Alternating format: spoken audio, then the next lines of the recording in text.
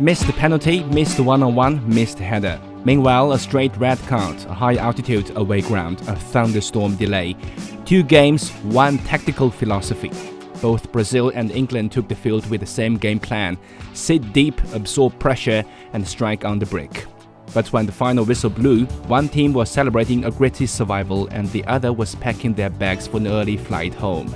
So here's the question that's been burning up every football debate since last night. How can 2 teams play the exact same way, yet one looks destined for the quarterfinals while the other is left wondering what if? Welcome back to Sideline Story, I'm Yang Guang. Forget possession football, forget tiki-taka, this World Cup has become the battleground of the transition. But as Brazil's shocking exit and England's nerve-shredding survival had proven, the system alone isn't enough. Execution, mentality, and that razor-thin margin between brilliance and disaster, that's what we're unpacking today. The ultimate reasons why one counter-attacking team crumbled while the other stood tall. Let's start with the numbers. Possession, England 33%, Brazil 34%, almost identical. That's how counter-attacking football looks. Successful passing rate, England 80%, Brazil 84%. The slight edge for Brazil partly because England were literally sending passes out of play with 10 men. Now the key stat: shot attempts and shots on target. England had 6 attempts, 5 on target. Brazil had 14 attempts, but only 4 on target. England created 3 clear-cut scoring chances and converted all 3. Brazil had 5 big chances and only managed a late penalty. Do you sense it? Efficiency. That's the difference.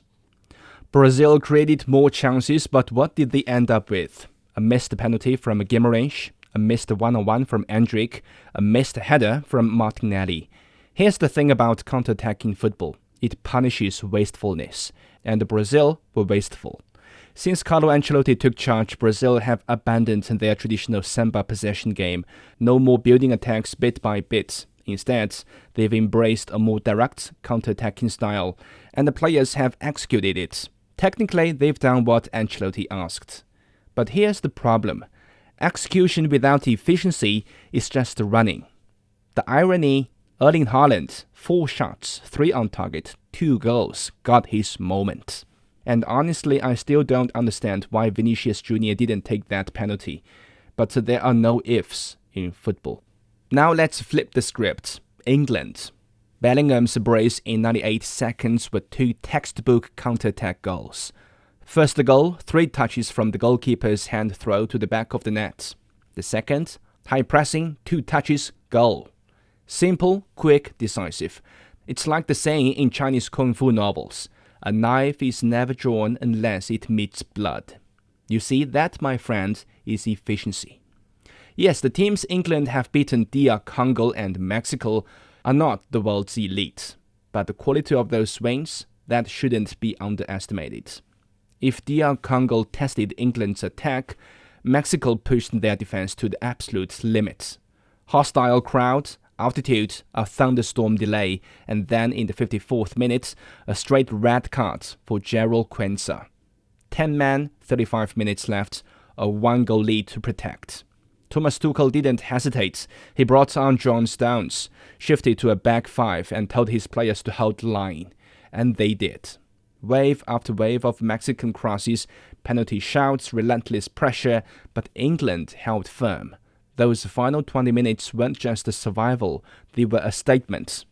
So that's another difference why England are through and Brazil are out. Sometimes it's not about the tactics, it's about mentality. In counter-attacking football, the system gives you a framework, but the heart gives you the edge. Brazil had the system, they had the personnel, they had the chances, but when it mattered the most, they lacked the clinical edge, the defensive discipline, the unwavering belief that the system would deliver. They played counter-attacking football without the counter-attacking heart. England, on the other hand, have embraced the chaos. They've been pushed to the brink twice, and they've come back stronger. That's not incompetence against underdogs. That's the birth of something else entirely. Resilience, grit, the kind of mental fortitude that wins World Cups. That's it for today's sideline story. Let me know what you think. Are England finally building the resilience they've been missing for decades, or is this a lucky run against lesser opposition? Drop a comment, hit subscribe, and we will see you in the next one.